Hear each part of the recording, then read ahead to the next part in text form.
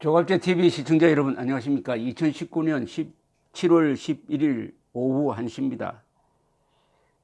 한국과 일본의 역사상 처음인 이 무역 제재 그리고 일본의 대한 경제 보복 사태를 책임지고 해결해야 할 외교부 장관은 지금 아프리카에 가 있습니다. 벌써 이디오피아에 도착을 했습니다.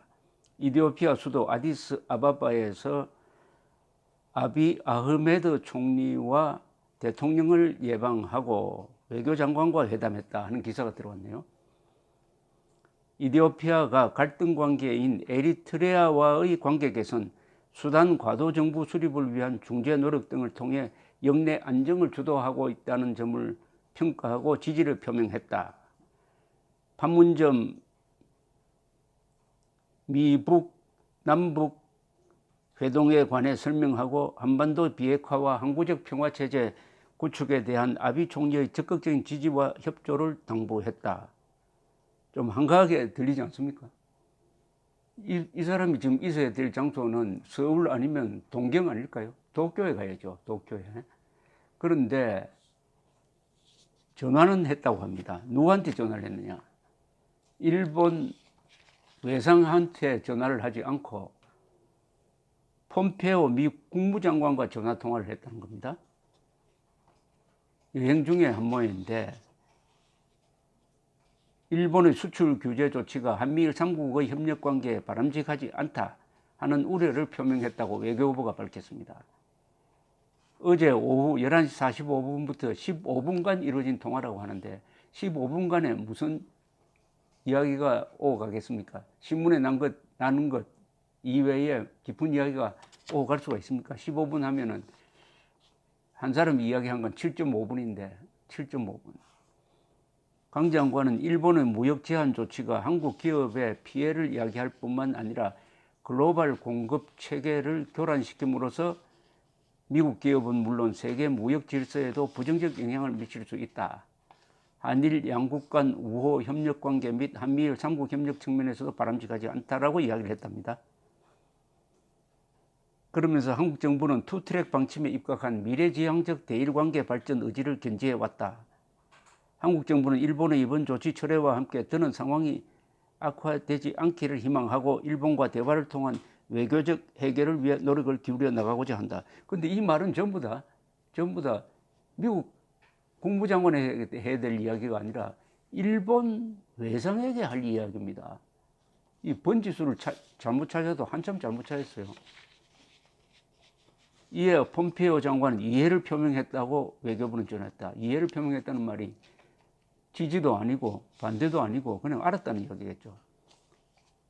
얼마나 형식적인 대화입니까? 얼마나 형식적인. 여기에 그치지 않고 또 김현종 청와대 국가안보실 2차장이 미국 워싱턴 DC를 방문했답니다. 일본 정부의 대한 수출 규제 조치 등과 관련 미 행정부 및 의회 관계자 등을 만나 미국의 중재 역할을 요청할 것으로 보인다라고 보도가 되었습니다. 이런 외교가 있습니까? 이런 굴욕적인 외교가 있습니까? 한국과 일본 사이에서 일어난 문제를 일본과 먼저 대화를 해서 풀어야지. 일본과 대화를 해야지. 왜 미국을 끌어들입니까? 미국. 이게 바로 사대주의입니다. 이게 바로 주권 포기 아닙니까? 이게 주권 포기입니다. 주권은 뭐냐?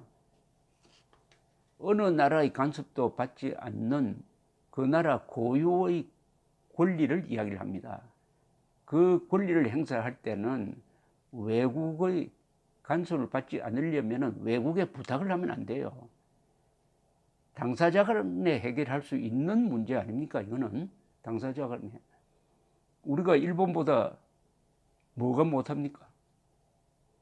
대등한 주권국가끼리의 문제를 왜 일본과는 이야기하지 않고 일본과는 전화를 하지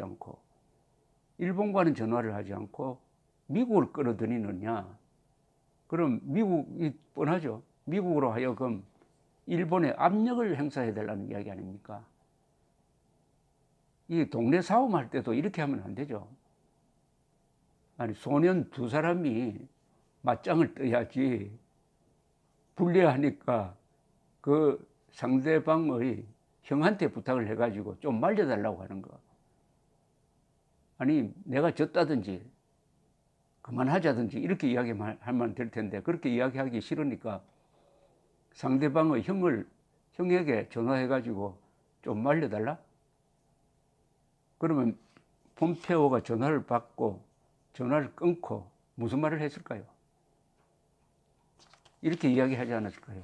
그동안 미국이 그렇게 한국에 대해서 일본과 제발 좀 사이좋게 지내달라고 부탁을 했는데 그때는 가만히 있더니 이제 와서 전화를 해가지고 아베에게 압력을 넣어달라고 한다?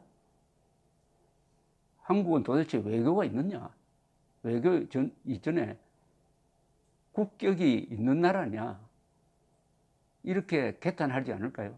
그러면서 과거의 한국은 이러지는 않았는데 과거의 한국, 이승만 정부 때, 박정희 정부 때, 전두환, 노태우 정부 때만 해도 이러지 않았는데 이명박, 박근혜 때도 이러지는 않았는데 이게 도대체 뭐냐라고 비웃지 않았을까요?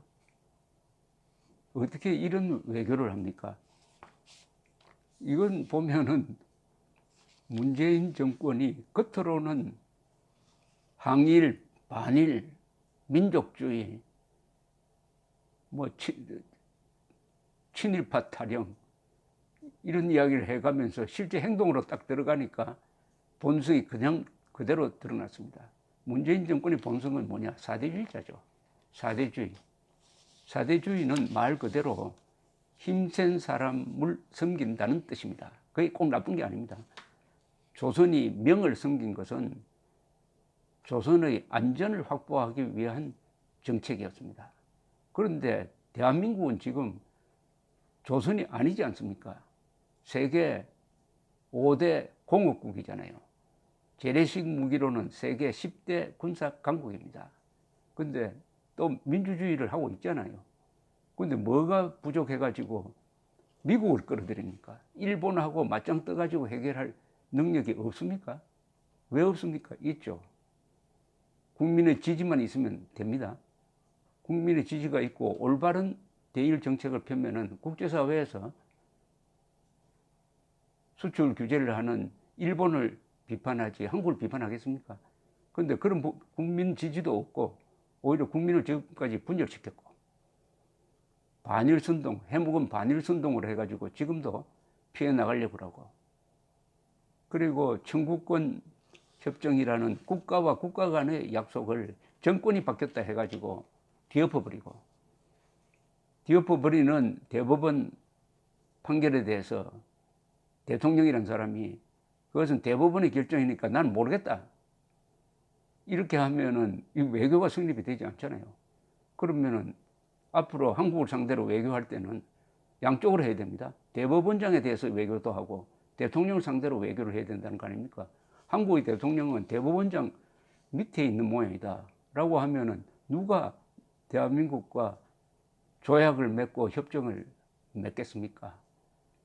국제법에도 맞지 않고 국론 통일도 되지 않고 그러니까 지금 해괴한 이 긴급한 와중에 강경화 장관은 아프리카로 빠져버리고 전화한다는 게 워싱턴으로 하고 동경에 가야 할 사람이 워싱턴으로 가고 이렇게 하면은 지금 아베 수상이나 아베 측근들이 지금 어떤 생각으로 대한민국을 보느냐 이게 가장 한국인으로서 자존심 상하는 거 아닙니까? 경멸하지 않을까요? 경멸하지 않을까요? 일본이 이런 외교를 했습니까? 일본이 이런 외교를 했습니까? 박정희가 이런 외교를 했습니까? 이승만이 이런 외교를 했습니까? 전두환이 이런 외교를 했습니까?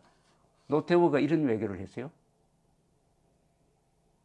이것은 국가의 수치입니다. 국가의 수치. 국가적 수치입니다. 이승만 대통령이 그때 미국의 도움을 받아가지고 이 나라를 지키는 와중에서도 국군포로, 방공포로죠. 방공포로를 석방해가지고 미국을 뒤흔들고 휴전 협상을 거의 깨는 직전으로까지 몰아가지고 한미 상호 방위 조약을 얻어내는 것이 아니라 쟁취하는 이런 목숨을 건 외교. 그리고 박정희 시대 때 있었던 1965년의 국교 정상화 외교. 그리고 미국을 설득해서 만든 한미 연합사를 만든 외교, 군사 외교죠. 외교. 이게 대한민국의 오늘을 만든 외교입니다. 우리 민족사 2000년의 법칙은 외교를 잘한 나라는 흥하고 외교에 실패하고 동시에 국내 분열을 조장한 정권은 그런 나라는 망했습니다. 조선이 망한 것도 외교 실패와 내부 분열이 같이 왔습니다. 고려도 마찬가지입니다. 백제, 고구려도 마찬가지죠. 대한민국과 통일신라가 외교에 성공해서 오늘날 2000년 역사에서 두 번의 황금기를, 전성기를 만든 나라입니다. 문재인 정권의 외교는 이거 백제, 고구려의 망국적 외교를 그냥 따라가고 있는데, 무엇보다도 우리 국민들이 자존심이 상하는 것은 미국을 끌어들이는 이런 비겁한 사대주의적 나라의 영혼을 파는, 주권을 파는 이런 행위를 하고 있다는 겁니다. 그러면서 국내에서는 이 세력, 문재인 세력의 본질이 반미 아닙니까? 반미. 그 핵심에 주사파 운동권이 있다는 비판을 아무리 해도 반박을 하지 않는 거 보니까 있는 것이 확실한데, 그렇다면은 주사파라는 게 뭡니까? 반미죠. 미국을 제국주의 세력으로 보고, 그러니까 대한민국을 식민지로 보고, 그 미국을 쫓아내는 이른바 민족해방 민주주의 혁명 노선으로 대한민국을 공산화 시키겠다는 세력 아닙니까? 어떻게 보면 그 본질이 그냥 나온 거죠. 즉, 대한민국을 아직도 미국의 식민지로 보고 있다 하는 것을 그냥 실증하고 있습니다. 스스로 이런 외교를 통해서 대한민국은 주권이 없고 미국한테 물어봐야 된다. 일본하고 친하게 지낼 거냐, 계속 싸울 거냐, 그것도 미국에 물어보고 해야 되겠다. 일본이 우리를 때리니까 우리도 마주 때릴 힘이 없다고 생각하면은 미국한테 종주국인 미국에 부탁을 해가지고 미국 힘으로 이 문제를 해결하겠다고 하니까 스스로 지금 문재인 대통령 스스로 대한민국 대통령이라 하지 않고 남쪽 대통령이라고 하더니 이제는 대한민국이 미국 식민지라고 생각한다는 증거입니다. 대한민국이 미국 식민지가 아니면은 어떻게 한일 간의 문제를 미국에 부탁해서 해결하려고 합니까? 그렇다면은 문재인 대통령의 정체를 의심하지 않을 수 없습니다. 이제 풀립니다.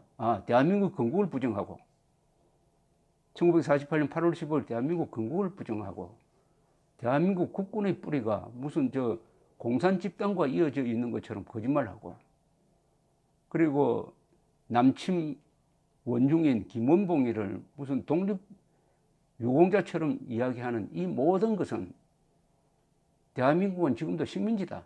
이게 정상적인 국가가 아니다. 식민지다. 미국이 종주국이다.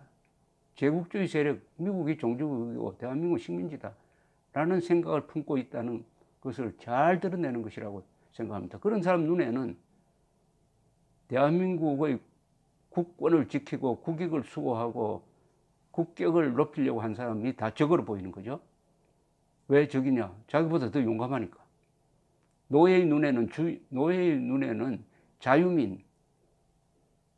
자유민이 아주 시기 질투의 대상입니다. 자기보다 더 용감하니까. 즉 이승만, 박정희 같은 사람을 적대시하고. 이제 이걸 통해서 문재인 정권의 정체가 확실하게 드러났습니다. 문재인 정권은 대한민국을 아직도 미국 식민지로 보고 있는 게 확실합니다. 감사합니다.